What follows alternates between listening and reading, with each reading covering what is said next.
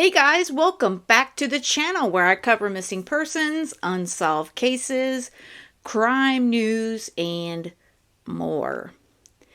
By now, a lot of you have heard about the Frank's Motion documents drop that was put out on Monday, and it's 136 pages from the defense.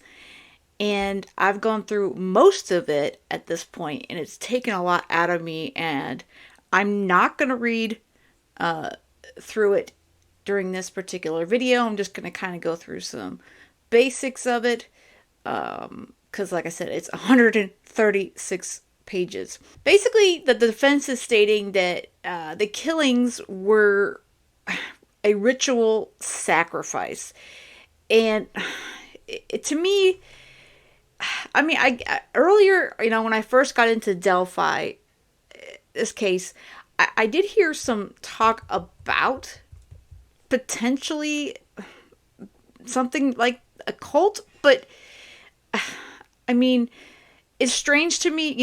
That's not something that's normal, and obviously, this particular motion is, from what I'm gathering from a lot of attorneys that have expressed their initial thoughts on YouTube and social media since yesterday, is that it's not really a normal kind of motion, obviously, but again, Frank's hearing is not unusual, but what they've put out is the reasoning and their whole side of what happened to Abby and Libby throughout this 136 pages is just not normal.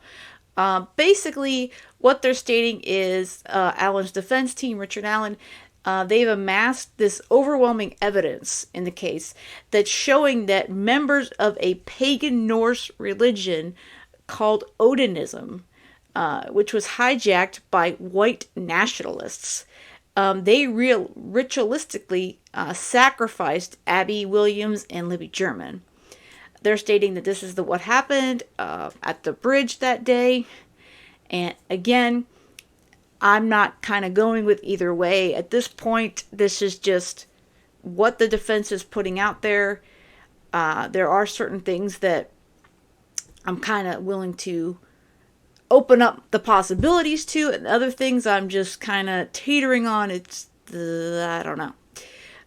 But just to refresh those that don't know, obviously a little bit about Delphi, because some people maybe don't know as much about the case. So I do always want to kind of give a quick summary of the case for those unfamiliar. Abby and Libby, they disappeared while they were walking the Monon High Bridge Trail in Delphi, Indiana, back on February 13th of 2017. They were out there on a day off from school, and they did not meet back up with their family when they were supposed to, and a search commenced that evening. And then, sadly, the girls were found deceased the next day in an area near the bridge. So it's been a very high publicity case, but at the same time, they haven't told us a lot. What we know is that Abby took a video on her phone of quote-unquote bridge guy stating, "Guys, down the hill." And other than that, there's not much that we have been told. And since Richard Allen's arrest, and now with some more documents dropping, more and more information is starting to come out about what truly happened to these young girls on that fateful day in 2017. Now, for those a little bit about Odinism before I go through, just kind of sift through the documents. Odinism is a pagan Norse religion with origins in ancient Viking and Nordic beliefs and pre-Christian European culture. It's sometimes referred to as Wotanism, and it's seen as a racist variant of the pagan religious sect Asteru, and I'm probably saying that incorrectly, according to the Anti-Defamation League. While Asteru itself is not racist, over the years, Odinism has become increasingly tied to white supremacist and neo-Nazi beliefs in the United States. Many followers, are known as Odinites, are now said to exist among the white supremacist prison population. So there's pages and pages in this filing where the defense goes really into Odinism and this whole entire cult. But I'm not going to go into that, and I'm just going to kind of sift through what they talk about the crime scene and also what have you, because I don't want to, again, make this any more disturbing than it already is. But at the same time, we will sift through the filing here. All right, so this is the filing. There's been links all over the internet for it. I will drop it in the information of this video. As you can see on the right, 136 pages. Now, of course, it's called the Memorandum in Support of the Accused Motion for the Franks hearing. Now, this is all up to Judge Gull to decide, once they hear at this hearing, if she's going to side with defense on any of this. Because like I stated in the previous video, they want the warrant, the quote-unquote search warrants for Richard Allen's home and vehicle to be thrown out. So, but obviously there is so much more to it than that. And until I saw this drop on Monday, it's just been blowing my mind. But like I said, here's the table of contents. It goes into 8 things you need to know, which I'm going to go through that.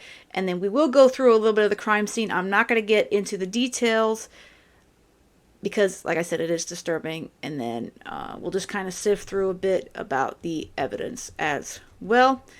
And then I do highly recommend reading it if you're really interested in it. But at the same time, no trigger warning. And I am going to put that here as well, just to let you know, it still could be triggering because, unfortunately, this is the murder of 2 young girls, and what is being described in this motion is really very sad, and it is disturbing. All right, so 8 things to know. Overwhelming evidence in this case supports the following. 1. Members of a pagan Norse religion called Odinism, hijacked by white nationalists, ritualistically sacrificed Abigail Williams and Liberty German. 2. Very early on, those in charge of the Delphi murder investigation claimed that they consulted with a Purdue professor concerning what resembled possible Odinism signatures left behind at the crime scene.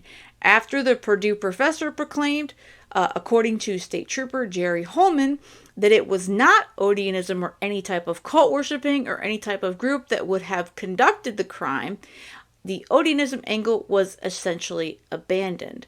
However, as of September 7th, 2023, so that's this month, the leaders of the Delphi investigation team, 1, claim they can't identify who this purported professor was, 2, have provided no reports from this purported professor, and 3, have further indicated they may never be able to figure out who this professor is. Based in large part upon this mystery, Purdue professor's opinion, the Delphi investigative leadership claimed that it essentially abandoned considering Odinite involvement in the murders. And then the years passed. 2018, 2019, 2020, 2021, 2022. Thankfully, during those passing years, law enforcement officers Kevin Murphy, Greg Ferrisy, and Todd Click continued to pursue the truth. Because of their curiosity and investigative efforts, the evidence establishing the names of the likely murdering members of this Odinite cult became known to the Delphi investigative leadership no later than February 2018. Due to either incompetence or a concerted intentionality, those in charge of the investigation refused to arrest or even properly investigate those obvious suspects. Yeah, that's a problem. My concern more is that they can't state who this professor is. That is very, very disturbing for sure. 3.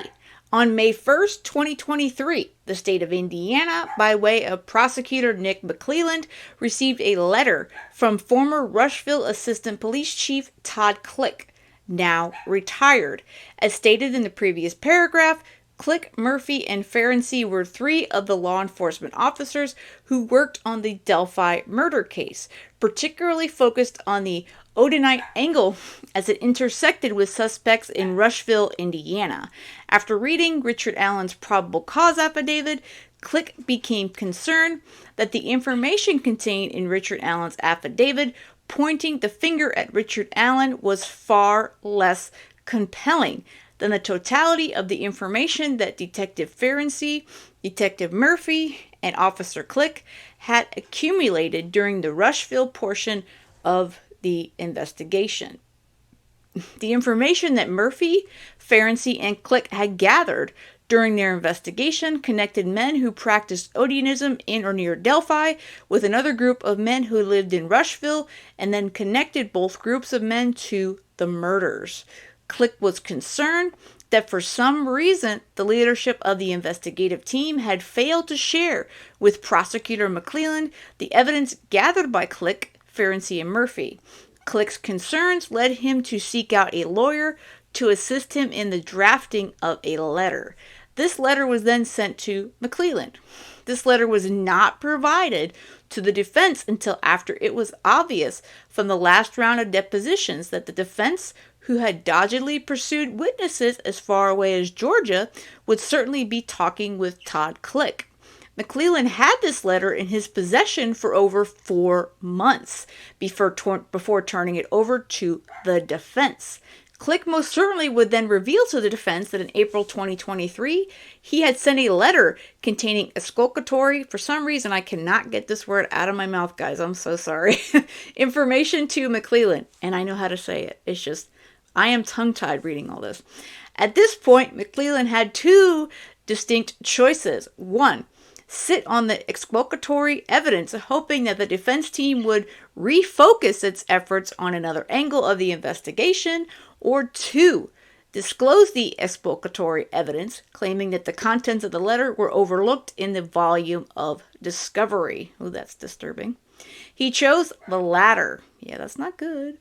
Unfortunately for the state, neither approach explains away the fact that Click specifically directed the letter to McClelland himself.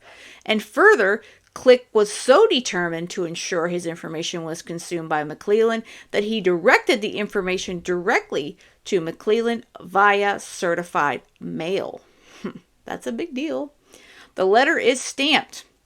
Received May 1st, 2023. Carroll County Prosecutor.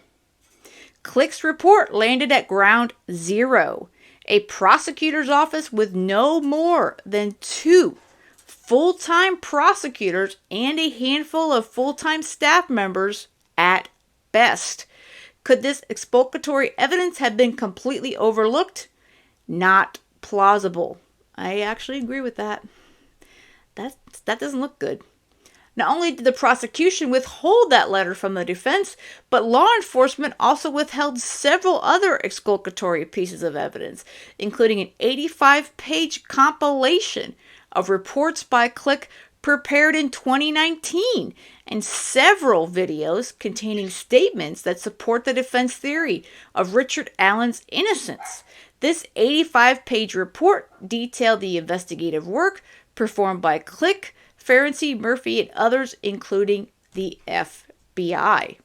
According to the summary of Click's investigation that he attached with his letter, the Behavioral Analysis Unit, BAU, of the FBI determined that the individual or individuals responsible for the homicides were involved in Nordic beliefs. This was news to the defense, bold and underlined. as no member of the unified command in charge of the investigation revealed this information to the defense during recent depositions. This includes Trooper Holman, who told the defense that he didn't remember if the FBI's BAU unit determined one way or another whether those with Nordic beliefs had been involved in the murders. At least up till the time of this filing, the prosecution has provided no evidence whatsoever of the findings of the FBI's BAU's units concerning involvement of Odinists in the murders. None. The letter that Click sent to McClelland was the first that a defense has heard that the FBI actually believed that Odinists were likely involved. In other words, this report contained exculpatory evidence that unified command concealed from the defense. This information was and is crucial for Richard Allen's defense. Some of this exculpatory evidence in the form of videos was finally released to the defense on September 8th, 2023, over 9 months after the defense counsel entered their appearance. The defense is still reviewing the September 8th evidence dump. In the brief time the defense has had to review this newly received evidence, it has found exculpatory evidence both in the videos that the defense has watched and the documents that the defense has reviewed. While the prosecution has been holding on to this exculpatory evidence, Richard Allen has been living in hell.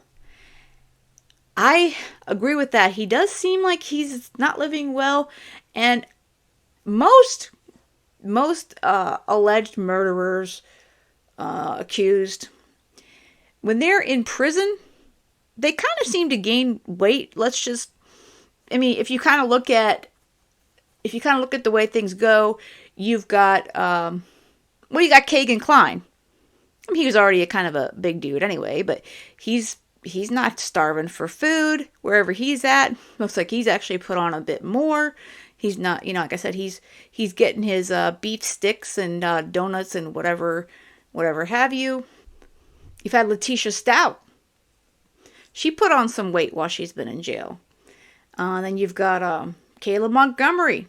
She looks like she's become healthier and put on a little bit of weight. So generally speaking, most inmates that I've seen, they don't get thinner in jail. They seem to kind of get a little bit, put more on them. I mean, Sarah Boone's another good example of that while I'm thinking about it. They definitely don't look like they've lost like 80 pounds, 70, 80 pounds, whatever he's lost at this point. So that and the fact that they're keeping certain things from the defense, like I said, there's just certain things that, you have to make sure that you're giving a defendant a fair trial. And as much as we want someone or some people to blame, that's the better word, to blame, for Abby and Libby's murder, or their horrific murder, you want to make sure you get the right man, the right man or whoever's involved. Let's put it that way. You want to make sure you get the right person or persons. And I'm pretty sure the families would agree with that. You don't want to pin it on someone just to pin it on someone and get the crime buttoned up and solved. I mean, that's not the way our justice system is supposed to work. Lastly, the evidence will show that the week of August 28th, 2023, Prosecutor McClelland and State Trooper Jerry Holman requested a meeting with Todd Click. By this time, the defense team had taken several depositions, including Holman, Liggett, and Lesenby, and the prosecution and Delphi investigative leadership now knew that for a while the defense team had been aware of the Odinist evidence, at least the evidence that the prosecution turned over to the defense, scattered throughout multiple hard drives and many flash drives. The prosecution had learned in early August that the defense had figured out the strong Odinist ties to the crimes. Despite the apparent attempts of the prosecution, Liggett and Holman to hide this exculpatory information from the defense. Yeah, that's you gotta tell the defense what you know. I mean, that's part of our system. Wanting to allay his fears that an innocent man was sitting in Westville, Click agreed to attend the meeting with Holman, hoping that he would be learning that evidence did in fact exist, linking Richard Allen to the murders. Click's hopes were dashed. Paragraph 17 of Click's affidavit. Upon directing a letter to Mr. McClellan, I heard nothing from the prosecutor's office or any or other members of the Unified Command until I received phone calls on August 23rd and August 25th, 2023, which involved brief discussions regarding scheduling. During these phone calls, it was requested that I meet with Trooper Holman during the week of September 4th, 2023. I was informed that law enforcement officials intended to sit down with me and discuss with me the reason why Richard Allen was responsible for these crimes. I was told that he, Jerry Holman, wanted to put my mind at ease. However, during the meeting with Detective Holman and a second detective, whose name I'm unfamiliar with, there was no discussion or offerings as to why they believed Richard Allen was guilty of the charged crimes. I believe the interview was an attempt by them to clean up their loose ends, knowing that they had given very little, if any, attention to the investigative efforts of myself, Detective Ferenczi, and Detective Murphy. That's interesting, for sure. Number 4.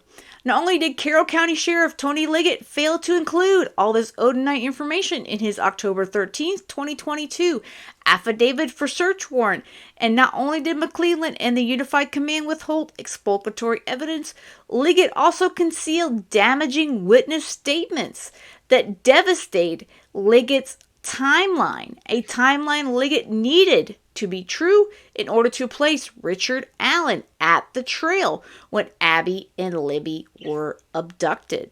Additionally, Liggett lied in his affidavit about the statements of another key witness, further devastating Liggett's timeline. Number 5. Richard Allen has zero connections to any pagan cult or pagan cultists, and furthermore, no forensic evidence such as DNA or electronic evidence links Richard Allen to the girls or to the crime scene, i.e. he is a completely innocent man. Can't say I agree with that one, but again, this is the defense's motion. Number 6. Most of the evidence backing these assertions was found scattered over no less than 10 hard drives and several flash drives provided by the prosecution, meaning that the defense is not making wild accusations, but rather primarily relaying facts and information that is backed up by the prosecutor's own discovery.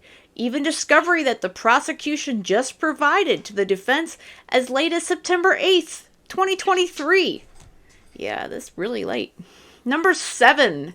Not coincidentally, members, Odinists, of the same pagan cult are employed as corrections officers for the Indiana Department of Corrections at Westville Correctional Facility. It is inside of the cold concrete walls of the maximum security unit of this dilapidated reformatory that Richard Allen is being threatened, intimidated, and mentally abused. They're going to have to prove that one for sure. Number 8. Throughout this document, references are made to the Unified Command. Essentially, the Unified Command was the leadership of the Delphi murder investigation. According to Tony Liggett, Carroll County Sheriff and member of the Unified Command when the investigation began. Unified Command consisted of law enforcement from a variety of entities. Local, state, and federal Unified Command were overseers of the entire investigative operation. According to Liggett, the members of the Unified Command are and were from Carroll County, Tony Liggett and Kevin Hammond, from State Police, Jerry Holman, Jay Harper, and Dave Vito, from the FBI, Rich Davies. All right, so part 1, like I said, gets into the crime scene. I'm not going to read all the details because it is very, very disturbing. I'm just going to kind of sift through it. The bottom line is this is what the defense team believes basically happened at the crime scene for the most part. This is kind of like their backbone with this Odinism defense that they have when they discovered Libby and Abby, and basically what was discovered at the scene, which we really don't know what was discovered because we, as the public, has remained, that's been sealed. You know, we only recently learned about the bullet and such. So the public has not known about how these girls were murdered or anything at all. So basically, they're describing how the scene was ghoulish, how Libby was found at the base of a tree with 4 tree branches of varying sizes, intentionally placed in a very specific and arranged pattern on her naked body. Libby was positioned flat on her back with her left arm stretched above her head, touching the base of the large tree. Her right hand was covered in blood, as was her left hand. Blood spots and blood drippings were seen all over Libby's body from head to toe. She was the one that was naked, and they're going on to explain how there was her positioning and how there were branches that formed a V. And again, I'm not going to go into all the really awful details here. And then as far as Abby is concerned, she was found a few feet away from Libby, but kind of at an angle, with her legs not far from Libby's legs. And she was not naked. She apparently was wearing Libby's clothes, according to what they're stating here. And she was not found at a base of a tree. And she was dressed in Libby's sweatshirt and jeans. And there was no blood on her clothing. And what they believe is that she was potentially murdered while she was also naked. And then they dressed her thereafter. So, yeah. So basically they're saying that she also had some positionings with some tree branches. And they go on to say, in addition to the unusual way the girls were posed, including the stick formations placed on their bodies, another unusual marking was found on a nearby tree. A symbol that looked similar to the letter F appeared approximately 4 feet above the base of the tree. The F was red in color, and later the DNA testing showed that the F had been painted on the tree using Libby's blood as so-called paint. And more blood spatter was found at the scene, and it all seems to be Libby's blood, which is very sad and disturbing. And they go on to mention that they got exhibits for all this information, and of course all these photos are confidential, and I hope to God they never get out. Seriously, people, just this is not something that we need to be seeing. And I feel horrible for the jury that has to see them during the trial. And they're going on more to describe the F on the tree. Now, under Abby's lower left back, a shoe was found, and they think it was Libby's shoe. And then under the shoe, a cell phone was found, and that was Libby's phone. Which, again, as we know, that's the phone that the video was found down the hill. So that was very important. And then under the leaves and dirt, nearby was a single bullet.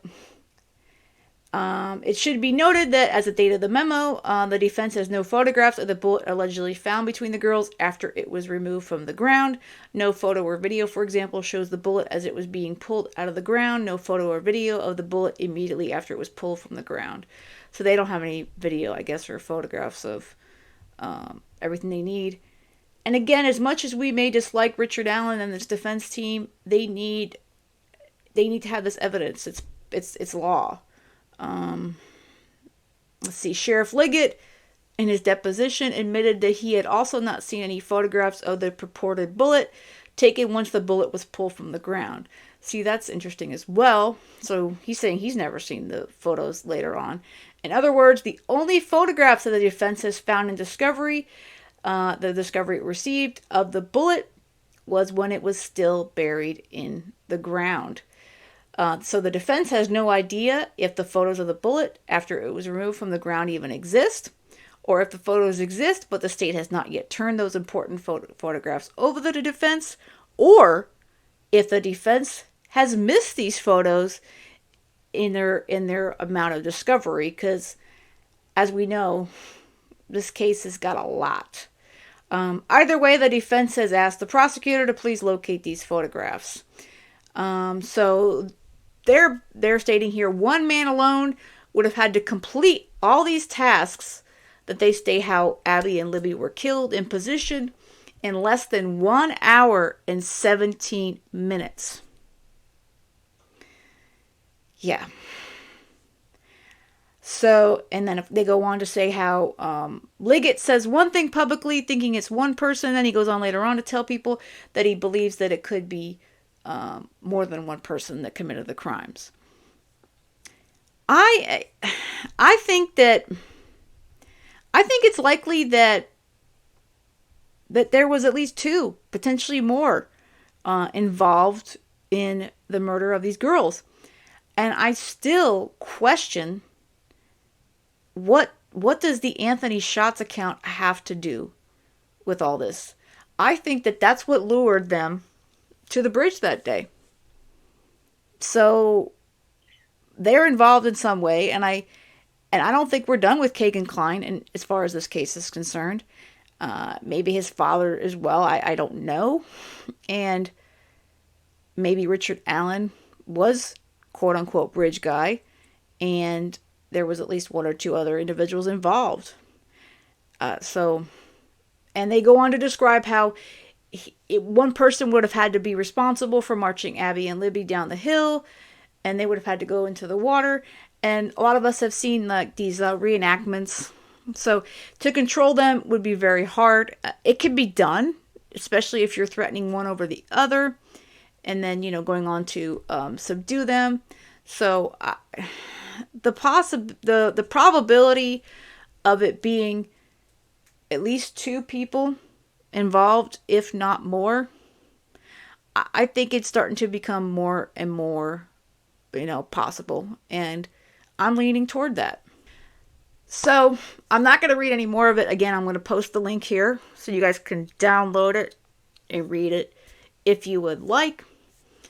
But I don't know what I think of this Odinist situation. I really don't know. I mean, let me know what you guys think about it. It's a real thing. I looked a bit into it. It's a bit scary because it's a whole pagan situation, and that's just not an area I want to get involved with. But for the sake of the case, I just looked up some basic information as well as what has been put into the documents. But again, I think that they say that Richard is a patsy. I don't see, he's not like an Oswald to me. I don't think he's a patsy. I think he's part of a larger group, or at least a small group of men who did this crime. That's what I'm kind of starting to lean toward, that he had the gun out there. There was someone, or a couple other people that were down that hill. Maybe he was the one that led them down the hill, and then he met up with others underneath the bridge, or what have you. And then whatever happened down there to these poor young girls. And I still have to wonder. They did all these searches that evening, and they didn't find Abby and Libby. So I still personally think that maybe they were taken away from the area and then brought back. I don't know how that would occur either, but this keeps circling through my mind. Again, we all know there's so many so many possibilities that have circled through all these years, through the last 5 years, about what happened to the girls, who Bridge Guy was. But I don't know. I mean, like I said, we're learning more now, but even this defense motion, it has bits of the truth in there because they have to put that in there. But how much of what they're throwing out there is their whole defense to try to get Richard Allen off? And I don't think he's going to get off anyway. They're stating that he confessed, okay, because they were going to this supposed Odinites group threatened his wife and his daughter, that if he didn't confess to his wife, that they would go after his wife and daughter. Is it possible? Sure. I mean, again, I don't think anything's off the table, especially with this case. But once you kind of confess to a murder, it's kind of hard to take that one back. So I don't know. I mean, I think he was there, and I think he's a part of it.